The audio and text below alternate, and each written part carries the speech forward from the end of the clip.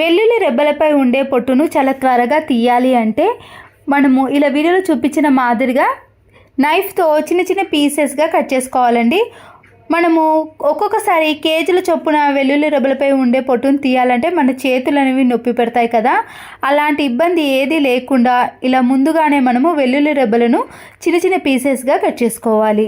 ఎన్ని కేజీలైనా సరేనండి, ముందుగా ఇలా వెల్లుల్లి రెబ్బలు అన్నిటినీ కూడా చిన్న చిన్న పీసెస్గా కట్ చేసుకున్నాక దీంట్లో గోధుమ పిండిని కానీ లేదా బియ్యం పిండిని కానీ వేసేసి ఈ బియ్యం పిండిలో ఈ వెల్లుల్లి రెబ్బలను ఇలా చేత్తో గట్టిగా ఒక 2-3 టైమ్స్ పాటు అనేసామనుకోండి, దానిపై ఉండే పొట్టు అనేది చాలా సింపుల్గా వచ్చేస్తుందండి. ఇలా అన్న తర్వాత దాంట్లో ఉండే బియ్యం పిండిని కానీ పొట్టును కానీ ఇలా సపరేట్ చేసుకోవాలి. ఇలా అనేసినప్పుడే దాంట్లో ఉండే పొట్టు అనేది కూడా సపరేట్ అయిపోతుందండి. చూడండి, ఇక్కడ మనకి వెల్లుల్లిపాయలపై ఉండే పొట్టు అనేది పోయింది. మిగతా కొన్ని వాటికే ఉంటాయండి. మనము చేత్తో ఇలా అనగానే కూడా మిగతావి కూడా వచ్చేస్తాయి. చూస్తున్నారు కదండి, ఇలా వెల్లుల్లి రెబ్బలపై పొట్టును చాలా త్వరగా సింపుల్గా తీయాలి అంటే ఈ టిప్ అనేది చాలా బాగా యూజ్ అవుతుంది. మరొక యూస్ఫుల్ టిప్ని కూడా చూసేయండి. మనము సరుకులు తెచ్చుకున్నాక ఈ సరుకులన్నిటినీ కూడా ఓపెన్ చేసి ఏదైనా బాక్స్లోకి వేసుకుంటాం కదండి. ఎక్కువైన వాటిని మళ్ళీ అదే కవర్లో ఉంచేస్తాము. అప్పుడు కవర్లో ఉండేది మెత్తబడటం కానీ, పురుగు పట్టే అవకాశం కానీ లేదా కింద పడే అవకాశం అనేది ఉంటుంది. కవర్లో ఉన్న సరుకులను ఇలా వీడియోలో చూపించిన మాదిరిగా మనము నీట్గా మడత పెట్టుకున్నామనుకోండి, కింద పడ్డా కానీ లేదా పురుగు పట్టకుండా ఎన్ని రోజులైనా కూడా ఇదే కవర్లో స్టోర్ చేసుకోవచ్చు. ఇలా సమోసా షేప్ ఆకారంలో మలుచుకున్నాక వెనుక సైడు వీటిని చిన్న చిన్నగా ఇలా మడతలుగా మలుచుకోవాలి. తర్వాత ఈ చివరి కొండలను మనము ఇలా అనేసామనుకోండి, ఈ కవర్ అనేది అస్సలకే ఓపెన్ కాదు. దీంట్లోకి గాలి చొరబడకుండా, పురుగు పట్టకుండా ఎన్ని రోజులైనా కూడా అలాగే ఉంటుంది. మరొక యూస్ఫుల్ టిప్, ఇలాంటి ప్లాస్టిక్ కవర్లు ఉంటాయి కదండి, దాన్ని తీసుకొని మనము గాజు సీసాలను ఇలా కవర్లో పెట్టుకొని తీసుకున్నాం అనుకోండి, అవి కింద పడే అవకాశం ఉంటుంది. ఇలా ఇంటూ షేప్ ఆకారంలో కవర్ని అనేసి దీంట్లో మనము గాజు పాత్రలను పెట్టేసి కవర్తో బయటకి ఎక్కడికి తీసుకెళ్ళినా కూడా కింద పడే అవకాశం అనేది ఉండదండి. ఎందుకంటే ఇక్కడ ముడి పడటం వలన రెండు కూడా టైట్గా ఉంటాయి. పిల్లలు కానీ మనం కానీ ఇలా ఎక్కడికైనా ఈజీగా తీసుకెళ్ళవచ్చు. షర్ట్స్ పై ఉండే బటన్స్ ఉంటాయి కదండి, ఇవి కొన్ని రోజుల తర్వాత లూజ్ అవుతాయండి. మళ్ళీ వీటిని మనము స్టిచ్చింగ్ వేయాల్సిన పని అయితే ఏర్పడుతుంది కదా. అలా కాకుండా ఉండాలి అంటే మనము ఇలా బటన్స్ పై ముందుగానే నెయిల్ పాలిష్ ఉంటుంది కదండి, షర్ట్కి సంబంధించిన కలర్ని కానీ లేదా మీ ఇంట్లో ఏది అవైలబుల్గా ఉంటే ఆ కలర్ని ఇలా వెనుక సైడు దారానికి వేసేయండి. ఇలా చేయటం వలన షర్ట్స్ పై ఉండే బటన్స్ అనేవి చాలా త్వరగా ఊడిపోవండి, ఎన్ని రోజులైనా కూడా అలాగే ఉంటాయి. ఇక్కడ వెనుక సైడ్ వేసాం కాబట్టి కలర్ ఏదైనా పర్వాలేదండి. చూసారు కదండి, ఇలా బటన్స్కి వేసామనుకోండి మనము పదే పదే స్టిచ్చింగ్ చేయాల్సిన పని అయితే ఉండదు. ఏవైనా కొత్త షర్ట్స్ తీసుకున్నప్పుడు కాలర్కి వెనుక బాగాన ఇలా స్టిఫ్గా ఉండేది వస్తుంది కదా, దాన్ని వేస్ట్ అని పడేస్తాం. కానీ వీడియోలో చూపించిన మాదిరిగా మనకి ఎంత కావాలో అంత మాత్రమే సైజుని కట్ చేసుకోవాలి. ఇలా మధ్యలో స్పేస్ ఉంది చూడండి, దాన్ని మాత్రమే తీసుకుంటున్నాను. మన ఇంట్లో చిన్న చిన్నవి ఫ్లక్కర్లు కానీ పిన్నిస్లు కానీ ఏవైనా సరేనండి, వాటిని విడిగా ఇలా పెట్టేసామనుకోండి అవి మనకి దొరకడం కష్టమవుతుంది, వెతకాల్సిన పని ఏర్పడుతుంది కదా. ఇలా స్పేస్ ఉన్న మధ్యలో మనము ఈ చిన్న చిన్న ఫ్లక్కర్లను కానీ పిన్నిస్లను పెట్టేసామనుకోండి అన్నీ ఒకే దగ్గర ఉంటాయి కాబట్టి ప్రతిసారి వెతకాల్సిన పని ఉండదు, చాలా నీట్గా ఉంటుంది.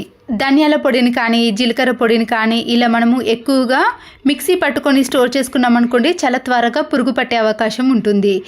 ఇలా ఎన్ని రోజులైనా పురుగు పట్టకూడదు అంటే రాళ్ళ ఉప్పు ఉంటుంది కదండి, కొద్దిగా మాత్రమే ఈ ధనియాల పొడిలో కలిపేసామనుకోండి పురుగు పట్టే అవకాశం అనేది అస్సలకే ఉండదు, స్మెల్ కూడా అస్సలకే పోదండి, చాలా రోజుల పాటు అలాగే ఉంటుంది. ఇంట్లో ఉండే కబోర్డ్స్ ఉంటాయి కదండి, ఇలా కబోర్డ్స్ని మనము చేత్తో పట్టి తీసేటప్పుడు దాంట్లో చాలా డస్ట్ పడుతుందండి. మనము క్లాత్తో కానీ బ్రష్తో కానీ క్లీన్ చేయలేం కదా. అలాంటి టైంలో ఇలాంటి టూత్ పిక్ కానీ ఇయర్ బడ్ ఉంటుంది కదా, దాంతో మనము ఇలా చిన్న చిన్న స్పేస్లో మనము ఈజీగా క్లీన్ చేసుకోవచ్చు. మెయిన్ డోర్కి లాక్ వేసేవి ఉంటాయి కదండి, అలాంటి వాటిలో కూడా డస్ట్ అనేది పడుతుంది. మనము బ్రష్తో కానీ దేంతో కూడా క్లీన్ చేయలేమండి. ఇలా ఇయర్ బడ్తో అయితే చాలా ఈజీగా క్లీన్ చేయొచ్చండి. చూస్తున్నారు కదండి, ఎంత డస్ట్ అయినా కూడా ఇలా సింపుల్గా వచ్చేస్తుంది, మన పని కూడా చాలా సులువుగా అయిపోతుంది. మరొక యూస్ఫుల్ టిప్ని కూడా చూసేయండి. ఒక చిన్న బౌల్ని తీసుకొని దాంట్లో బేకింగ్ సోడాను, మన ఇంట్లో చిన్న చిన్న క్యాప్స్ కానీ పెన్స్ కానీ ఉంటాయి కదండి, దాంట్లో పట్టే మందంగా మనం ఇక్కడ బేకింగ్ సోడాను తీసుకోవాలి. దీంట్లోనే కొద్దిగా కోల్గేట్ పేస్ట్ని యాడ్ చేయండి. వీటితో పాటు కొన్ని వాటర్ని మాత్రమే యాడ్ చేయండి. మరీ ఎక్కువగా వేశారనుకోండి ఇది పల్చగా అయిపోతుంది. ఇలా కొన్ని వాటర్ని యాడ్ చేసిన తర్వాత కోల్గేట్ పేస్ట్ని, బేకింగ్ సోడాను పూర్తిగా కలిపేసేయండి. మీ ఇంట్లో చిన్న చిన్న పెన్ క్యాప్స్ కానీ పెన్స్ కానీ అయిపోయినవి ఏవైనా ఉంటాయి కదా, దాంట్లో ఇలా గట్టిగా ఉంటేనే మనము పెన్ క్యాప్లో పెట్టగలుగుతాం. ఈ బేకింగ్ సోడా అలాగే కోల్గేట్ పేస్ట్ని కలిపాం కదండి, క్లీనింగ్ ప్రాసెస్లో చాలా బాగా యూజ్ అవుతుంది. ఇలా క్యాప్ను గట్టిగా అనేసామనుకోండి కింది వరకు కూడా వెళ్ళి మనకు మొత్తం కూడా క్యాప్ నిండా కూడా పెట్టేసుకోవచ్చు. ఇలా పూర్తిగా పెట్టేసిన తర్వాత చిన్న ప్లాస్టిక్ కవర్లు ఉంటాయి కదండి, ఆ కవర్ని ఇలా క్యాప్కి పెట్టేసి ఒక రబ్బర్ బ్యాండ్ను కానీ లేదా ఒక దారాన్ని కానీ చుట్టేసేయండి. ఇలా చుట్టేసిన తర్వాత లోపల ఉన్న ఈ బేకింగ్ సోడా అలాగే కోల్గేట్ పేస్ట్ మనము బయటకి రావటానికి నీడిల్ని కానీ లేదా ఇంట్లో ఏదైనా పిన్నిస్ ఉంటుంది కదండి, దాంతో ఇలా చిన్న చిన్నగా గుచ్చేసేయండి. అప్పుడు దాంట్లో నుంచి మనకి బయటికి వచ్చేస్తుంది. ఇలా చిన్న చిన్న హోల్స్ చేసిన తర్వాత వాష్రూమ్ అనేది ప్రతిరోజు క్లీన్ చేయలేం కదండి, అలా ఇబ్బంది పడుతున్న వారు ఇలా క్యాప్తో సహా మనము ఈ ఫ్లష్ ట్యాంక్లో వేసేయాలి. ఇలా వేయటం వలన మనము ఫ్లష్ని ఎన్నిసార్లు ఆన్ చేసినా కూడా చాలా త్వరగా క్లీన్ అయిపోతుందండి. ఎలాంటి బ్యాడ్ స్మెల్ కూడా రాదు. ప్రతిరోజు క్లీన్ చేయాల్సిన పని కూడా అస్సలకే ఉండదు. ఇక్కడ ఫ్లష్ని ఆన్ చేసి చూపిస్తాను చూడండి. మనకి బేకింగ్ సోడా అలాగే కోల్గేట్ పేస్ట్ వేయటం వలన ఇలా నురుగగా వస్తుంది. మనకి చాలా త్వరగా క్లీన్ అయిపోతుంది. అంతేకాకుండా ఎవరైనా వాష్రూమ్ వెళ్ళినప్పుడు బ్యాడ్ స్మెల్ వస్తుంది కదండి, అలా బ్యాడ్ స్మెల్ రాకుండా కూడా ఎన్ని రోజులైనా కూడా చాలా నీట్గా ఫ్రెష్గా బాత్రూమ్ అనేది ఉంటుంది. చూసారు కదండి, మనము ఇలా ఒక పెన్ క్యాప్ని మనము ఒక 1 వీక్ నుంచి 10 డేస్ వరకు కూడా యూజ్ చేయొచ్చండి. ఇదే ప్లేస్లో మీరు క్యాప్కి బదులుగా పెన్నును కూడా యూజ్ చేయవచ్చు. మనము ఫ్లవర్స్ని ఇలా ఎక్కువగా తెచ్చుకున్నప్పుడు కానీ లేదా డైలీ దేవునికి పెట్టేటప్పుడు ఫ్లవర్స్ అనేవి రెక్కలు రాలకుండా త్వరగా పాడవకుండా ఉండాలి అంటే కవర్లో కానీ బాక్స్లో కానీ ఎలా స్టోర్ చేసుకున్నా కూడా ఒక టిష్యూ పేపర్ని ఇలా ఫ్లవర్స్ పైన భాగంలో అలాగే కింద కవర్ యొక్క అడుగు భాగాన కూడా పేర్చాలండి. ఇలా చేయటం వలన టిష్యూ పేపర్ అనేది అడుగు భాగాన పైన ఉన్న వాటర్ను మొత్తం పీల్చుకోవటం వలన రెక్కలు అనేవి అస్సలకే రాలిపోవు. చాలా రోజుల పాటు ఫ్రెష్గా స్టోర్ చేసుకోవచ్చు. మరొక టిప్, బూస్ట్ ప్యాకెట్ కానీ ఏవైనా పొళ్ళు ఉంటాయి కదండి, ఇలాంటి చిన్న చిన్న మసాలాల ప్యాకెట్లను మనం అలాగే పెట్టేసామనుకోండి అవి త్వరగా పాడైపోతాయి. బూస్ట్ ప్యాకెట్ని మనము ముందుగా ఎక్కడి వరకు అయితే కట్ చేసామో అక్కడనే మరొకసారి కింది భాగానే కట్ చేసుకోవాలి. తర్వాత పైన ఇలా చిన్నగా ఫోల్డ్ చేసుకోవాలండి. ఎక్కడి వరకు ఉందో పొడిని అక్కడి వరకు కానీ లేదా ఇలా పూర్తిగా ఫోల్డ్ చేసుకున్నాక మనం కట్ చేసుకుంది కదండి దాన్ని మాత్రం ఇలా మనము ఫోల్డ్ చేసిన దానికి పెట్టేసేయాలి. ఇలా చేశారనుకోండి బూస్ట్ అనేది గడ్డ కట్టకుండా పాడు కాకుండా మసాలాలు కానీ ఎలాంటి పొళ్ళైనా సరేనండి కింద పడ్డా కూడా దాంట్లో నుంచి బయటికి రాకుండా ఎన్ని రోజులైనా కూడా మనము స్టోర్ చేసుకోవచ్చు. మునక్కాడలను తీసుకొచ్చి ఫ్రిడ్జ్లో అలాగే పెట్టేస్తామనుకోండి త్వరగా పాడైపోతాయి. దానిపై ఉండే పొట్టును తీసుకొని ఇలా చిన్న చిన్న పీసెస్గా కట్ చేసుకున్నాక అయిపోయిన ఖాళీ ఆయిల్ ప్యాకెట్స్ ఉంటాయి కదండి దాన్ని పడేయకుండా ఇందులో ఎంతో కొద్దిగా ఆయిల్ అనేది ఉంటుంది కదా, మనం ఇలా పొట్టు తీసిన మునక్కాడలన్నీ కూడా వేసేసి ఈ ఆయిల్ ప్యాకెట్లో కొద్దిగా షేక్ చేయాలి. అప్పుడు వాటికి ఆయిల్ అంటడం వలన ఎక్కువ రోజులు అనేవి స్టోర్ చేసుకోవచ్చు, అస్సలకే పాడవకుండా ఉంటాయి. ఇక్కడ వాటర్ క్యాన్స్ చూసారు కదండి ఎంత డస్ట్ పట్టిందో. అంతేకాకుండా లోపల కొద్దిగా పాకురుగా కూడా తయారవుతుందండి వాటర్ ఎక్కువగా ఉండటం వలన. మనము నీట్గా క్లీన్ చేసుకోవాలి అంటే దీంట్లో రాళ్ళ ఉప్పు ఉంటుంది కదండి, సన్నుప్పు కంటే రాళ్ళ ఉప్పుతోటే క్లీన్ ఎక్కువ అవుతుందండి. తర్వాత మీ ఇంట్లో ఉండే వాషింగ్ మిషన్ లిక్విడ్ కానీ సర్ఫ్ను కానీ ఏదైనా యూస్ చేయొచ్చండి. వీటితో పాటు కోల్గేట్ పేస్ట్ను కూడా కొద్దిగా యాడ్ చేయండి. వాటర్ క్యాన్లో ఉండే బ్యాడ్ స్మెల్ అనేది పూర్తిగా పోతుంది. ఒకవేళ మీరు కోల్గేట్ పేస్ట్కి బదులుగా వంట సోడా అయినా యూజ్ చేయొచ్చు. ఇక్కడ నేను కూల్ వాటర్ని కాకుండా హాట్ వాటర్ని వేస్తున్నాను. ఇప్పుడు క్యాప్ను పెట్టేసి ఒక 4-5 టైమ్స్ అనేది మనము బాటిల్ని బాగా షేక్ చేయాలండి. ఇలా కిందకు మీదకు బాగా ఎన్నిసార్లు మనం వీలైతే అన్నిసార్లు ఇలా షేక్ చేసామనుకోండి పైన ఉన్న డస్ట్ కానీ కింద ఉన్న మురికి కానీ ఏదైనా పూర్తిగా వచ్చేస్తుంది.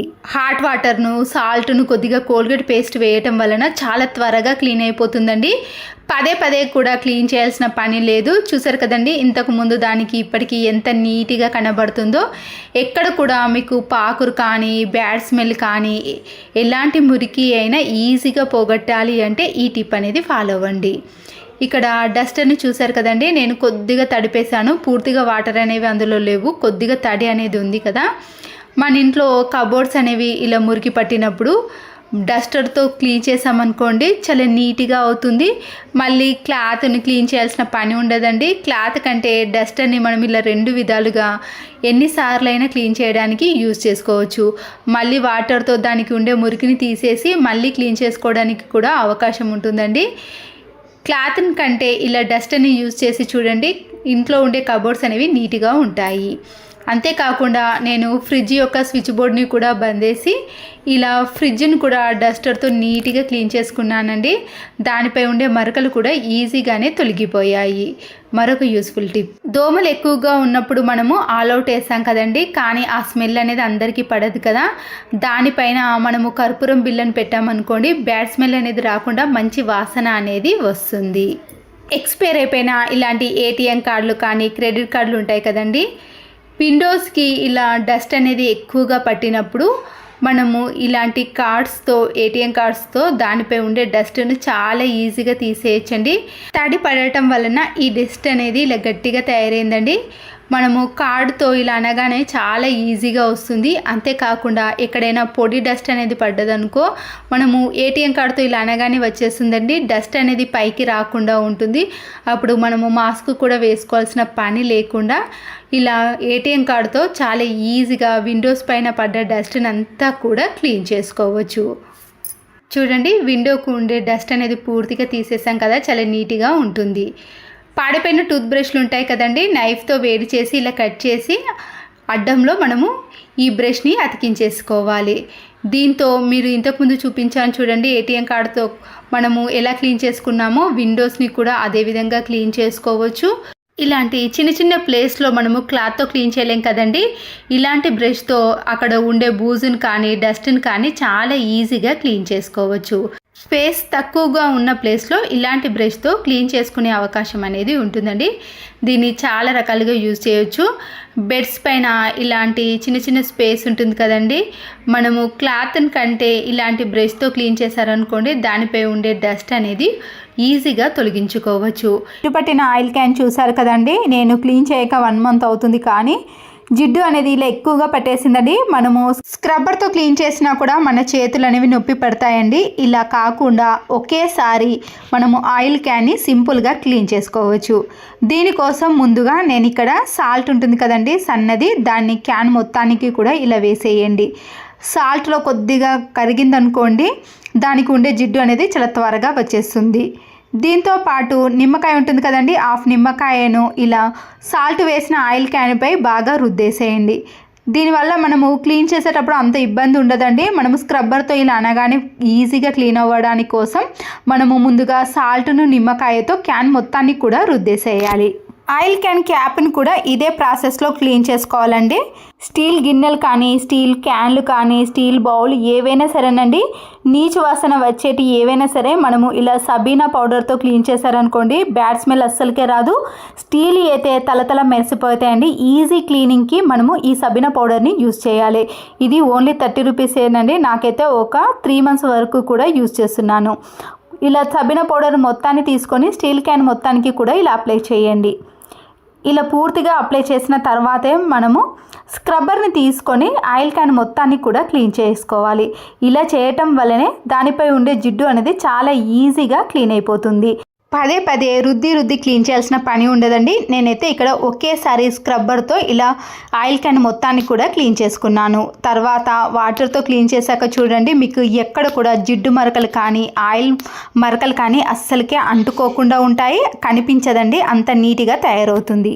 ఇప్పుడు చూడండి ఆయిల్ క్యాన్ అనేది ఎంత నీట్గా షైనింగ్లోకి వచ్చిందో.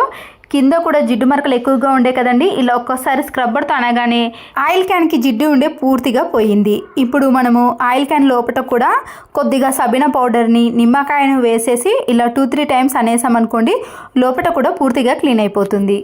2 నిమిషాలలో ఆయిల్ క్యాన్ని ఇలా పూర్తిగా నీట్గా క్లీన్ చేసుకోవచ్చండి. ఎంత జిడ్డు పట్టిన ఆయిల్ క్యాన్ని అయినా క్లీన్ చేసుకోవాలంటే ఈ టిప్ సహాయంతో క్లీన్ చేసుకోండి. నచ్చితే తప్పకుండా లైక్ చేయండి. మరొక యూస్ఫుల్ టిప్, ఎండు కొబ్బరిని మనము ఇలా ఎక్కువ క్వాంటిటీ తీసుకున్నప్పుడు దీంతో తురుముతాం కదండి, చాలా టైం తీసుకుంటుందండి. అలా కాకుండా చూసారు కదా, మన చేతులు కూడా నొప్పి పెడతాయి. ఇలా గట్టిగా తురిమే పని అయితే ఉంటుంది కదా. అలా కాకుండా మనము ఎప్పుడైతే తురమాలనుకుంటున్నామో ఆ టైంలో ఇలా కొబ్బరికి కొద్దిగా ఎండు కొబ్బరికి నీళ్ళను అప్లై చేయండి. ఇలా మనము ఎన్ని కొబ్బరిలైనా సరేనండి తురమాలన్నప్పుడు నేనైతే ఇక్కడ ఒక్క కొబ్బరిని చూపిస్తున్నాను చూడండి. వాటర్ మొత్తాన్ని కూడా ఇలా అప్లై చేసిన తర్వాత ఒక 5 to 10 మినిట్స్ పాటు ఫ్రిడ్జ్లో పెట్టేసేయండి. ఇలా ఫ్రిడ్జ్లో పెట్టిన తర్వాత మీరు 10 మినిట్స్ తర్వాత ఫ్రిడ్జ్లోకి వెళ్ళి తీసినానండి. ఇప్పుడు నేను దీంతో తురుముతున్నాను చూడండి. చాలా ఈజీగా తురిమేసుకోవచ్చు. మన చేతులు కూడా అస్సలకి నొప్పి పెట్టేయండి. మనకి ఇలా చాలా సన్నగా తురుము అనేది వస్తుంది. మన పని కూడా చాలా సులువుగా అయిపోతుందండి. మనము గట్టిగా ఉన్న వాటిని తురుము కావాలంటే చాలా టైం పడుతుంది, కానీ ఇలా ఫ్రిడ్జ్లో పెట్టి తురిమేశారనుకోండి, చాలా తక్కువ టైంలో ఎన్ని ఎండు కొబ్బరిలైనా తురుముకోవచ్చు. మరొక యూస్ఫుల్ టిప్ని కూడా చూసేయండి. వైట్ వెనిగర్ కానీ చిల్లీ వెనిగర్ ఏదైనా సరేనండి, మీరు ఏ వెనిగర్ని తీసుకున్నా సరే, కానీ మనము కొత్త బట్టలు కానీ ఏవైనా బెడ్షీట్స్ కానీ నానబెట్టేటప్పుడు కొద్దిగా స్మెల్ అనేది వస్తుందండి. అలా బ్యాడ్ స్మెల్ రాకుండా ఉండాలంటే మనము నానబెట్టిన బెడ్షీట్లో కానీ లేదా కొత్త శారీస్ కొత్త డ్రెస్సులు ఏవైనా సరే దాంట్లో కొద్దిగా వెనిగర్ని వేసేయండి. ఇలా వేయటం వలన స్మెల్ రాకుండా ఉంటుంది. క్లీన్ అవ్వడం కూడా చాలా ఈజీగా క్లీన్ అయిపోతాయి. పండగలకు కానీ ఫంక్షన్స్కి కానీ లేదా ఏదైనా దేవుని పటాల దగ్గర ఇలా వెండి వస్తువులు యూజ్ చేసినప్పుడు దాని షైనింగ్ అనేది తగ్గిపోతుంది. మళ్ళీ కలర్ అనేది చేంజ్ అయిపోతుందండి. క్లీన్ చేసిన తర్వాత వాటి కలర్ అనేది చేంజ్ కాకుండా దాంట్లో ఉండే తేమను ఈజీగా తీసేయాలన్నప్పుడు ఒక శుద్ధ ముక్కనంటే చాక్ పీస్ని వేసేసి పెట్టేశారనుకోండి, అవి కలర్ చేంజ్ కాకుండా ఉంటాయి. మళ్ళీ తేమను కూడా పూర్తిగా పీల్చేస్తుంది. ఎగ్స్ని ఇలా ఎక్కువగా తీసుకున్నప్పుడు మనము ముందు తెచ్చుకున్న వాటికి తర్వాత తెచ్చుకున్న వాటికి తేడా తెలియాలి అంటే ఇక్కడ మన గుడ్డు పెంకు ఉంది కదండి, అవి కొత్త దానిలా షైనింగ్లో కనిపించాయి అనుకోండి, మనము ఇవి నిల్వ చేసినవి కావండి, ఎక్కువ రోజులు యూజ్ చేసినవి కావన్నట్టు మనము ఇంతకు ముందే తెచ్చుకున్న ఎగ్స్ అని అనుకోవాలి. గుడ్డు పెంకు అనేది షైనింగ్ తగ్గటం కానీ లేదా ఇలా కొద్దిగా నలుపు రంగులోకి రావటం జరిగిందనుకోండి, అవి నిల్వ చేసిన ఎగ్స్ అని గుర్తుపెట్టుకోవాలి. వెడల్పైన ఒక ప్లేట్ని తీసుకోవాలండి. మన ఇంట్లో ఉండే చెక్క గరిటెలు కానీ స్పూన్లు కానీ ఏవైనా సరేనండి, అవి కొద్దిగా స్మెల్ కానీ లేదా నీట్గా అనిపించినప్పుడు దానిపై కొద్దిగా వెనిగర్ని వేసి ఒక 10 మినిట్స్ పాటు అలాగే ఉంచేసేయండి. ఇలా చేశారనుకోండి, దాంట్లో స్మెల్ రాకుండా ఉంటాయి. మనము వాడుకోవటం కూడా చాలా సులువుగా ఉంటుందండి. ఇలా ఒక 3-4 మంత్స్ వరకు కూడా మనకి స్మెల్ అనేది రాకుండా ఉంటాయి. వెనిగర్లో ఇలా వేసేసి ఒక 10 మినిట్స్ పాటు పక్కన ఉంచేసి మరి ఫ్రెష్ వాటర్తో క్లీన్ చేయాలి. నిమ్మకాయలను మనము ఫ్రిడ్జ్లో తీసిన వెంటనే కట్ చేసి రసం తీయకూడదండి, ఎందుకంటే రసం అనేది చాలా తక్కువగా వస్తుంది. గోరువెచ్చని వాటర్లో కానీ హాట్ వాటర్లో నిమ్మకాయని వేసిన తర్వాత రసం తీసారనుకోండి, చాలా ఎక్కువ మోతాదులో వస్తుంది. మరొక టిప్, ఇలాంటి షాపింగ్ మాల్ బ్యాగ్స్ కానీ కవర్స్ ఉంటాయండి, మనము ఇలాగే పెట్టేసామనుకోండి, స్పేస్ అనేది చాలా ఎక్కువగా తీసుకుంటుంది. వీడియోలో చూపించిన మాదిరిగా ఇలా 2గా ఫోల్డ్ చేసుకోవాలి. ఇలా ఒక దగ్గరికి ఫోల్డ్ చేసుకున్న తర్వాత కింది నుంచి మడతలుగా మలుచుకోవాలి. ఇలా పూర్తిగా మలుచుకున్న తర్వాత దాని నాడులు ఉన్నాయి కదండి, వాటిని ఇలా మడుచుకున్న దానికి పెట్టేసేయండి. ఇలా చేయటం వలన ఫోల్డింగ్ అనేది అస్సలకే పోకుండా ఉంటుంది, నీట్గా ఉంటుందండి. మనం ఎక్కడికైనా ఇలా చేతిలో పట్టుకొని తీసుకెళ్ళవచ్చు. ఒకటి తీసినా కూడా మరొకటి అనేది అస్సలకే పడిపోకుండా ఉంటాయి. లేదంటే ఇలా మరొక ఫోల్డింగ్ చూపిస్తున్నాను చూడండి. నుంచి ఇలా ఫోల్డింగ్ చేసిన తర్వాత పైన ప్యాకెట్ మాదిరిగా వస్తుందండి, ఆ ఫోల్డింగ్లో ఇలా పెట్టేశారనుకోండి, ఇలా కూడా నీట్గా కనబడుతుంది. ఎన్ని బ్యాగులైనా ఇలా నీట్గా మడత పెట్టుకొని మనం ఎక్కడికైనా తీసుకెళ్ళవచ్చు. మనము హ్యాండ్ బ్యాగ్లో కానీ ఎక్కడైనా సరేనండి, స్పేస్ చాలా తక్కువగా తీసుకోవాలంటే ఇలా ఫోల్డింగ్ చేసుకోవచ్చు. మనము ఎప్పుడైనా బ్యాంగిల్స్ వేసుకోవాలి అంటే చిన్న సైజు కానీ లేదా బ్యాంగిల్స్ వేసుకున్నప్పుడు ఒక్కొక్కసారి చేతికి క్రాక్స్ అనేది పడుతూ ఉంటుందండి, భయం అవుతుంటుంది కదా. అలాంటి టైంలో చిన్నపిల్లలకైనా మనమైనా సరేనండి ఇలా టైట్గా ఉన్న బ్యాంగిల్స్ కానీ లేదా చాలా స్పీడ్గా బ్యాంగిల్స్ అనేది వేసుకోవాలన్నప్పుడు ఇలా కవర్ని చేతికి వేసుకొని ఎన్ని బ్యాంగిల్స్ని అయినా సరేనండి చాలా సింపుల్గా వేసుకోవచ్చు. మరొక టిప్, ఇప్పుడు వర్షాకాలంలో బట్టలు ఆరబెట్టుకోవడానికి మనకి బ్యాంగిల్స్ ఉంటే సరిపోతుందండి. ఎక్కడికైనా బయటికి ఆఫీస్కి వెళ్ళే వాళ్ళు కానీ డ్యూటీ చేసే వాళ్ళు ఉంటారు కదండి, మనము బయట ఆరబెట్టుకున్నాం అనుకోండి ఎప్పుడు వర్షం పడేది కూడా తెలియదు. ఆఫీస్ నుండి తిరిగి వచ్చేసరికి కూడా బట్టలు అనేవి పూర్తిగా తడిసిపోతాయి కదా, అలాంటి వారికి కూడా ఈ టిప్ అనేది చాలా బాగా యూజ్ అవుతుందండి. బ్యాంగిల్స్ని ఇలా పగిలే బ్యాంగిల్స్ కాకుండా మనం యూజ్ చేయని కానీ పడేసే బ్యాంగిల్స్ ఉంటాయి కదండి, నేను వాటిని తీసుకున్నాను.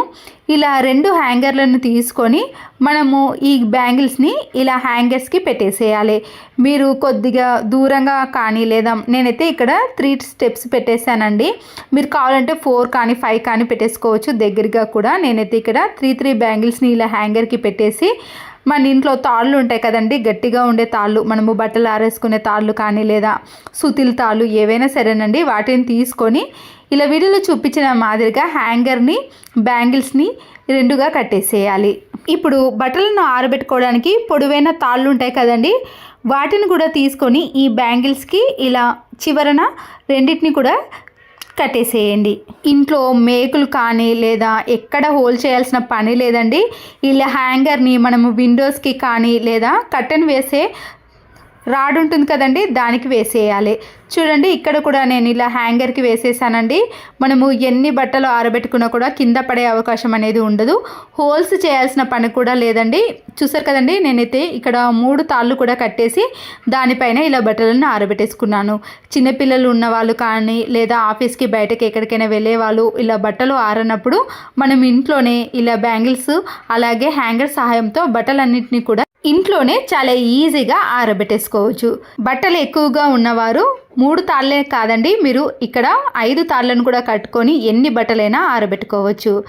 చూడండి ఇలా సింపుల్గా మనము వర్షాకాలంలో బట్టలు ఆరనప్పుడు ఈ టిప్ అనేది చాలా బాగా యూజ్ అవుతుంది. ఈ టిప్స్ అన్ని నచ్చితే తప్పకుండా ఒక లైక్ చేసి మీ ఫ్రెండ్స్కి కానీ రిలేటివ్స్కి షేర్ చేయండి. ఇలాంటి మరెన్నో టిప్స్ కోసం నా ఛానల్ని ఇప్పుడే సబ్స్క్రైబ్ చేసుకోండి. Please subscribe Siri cooking and vlogs. Thanks for watching.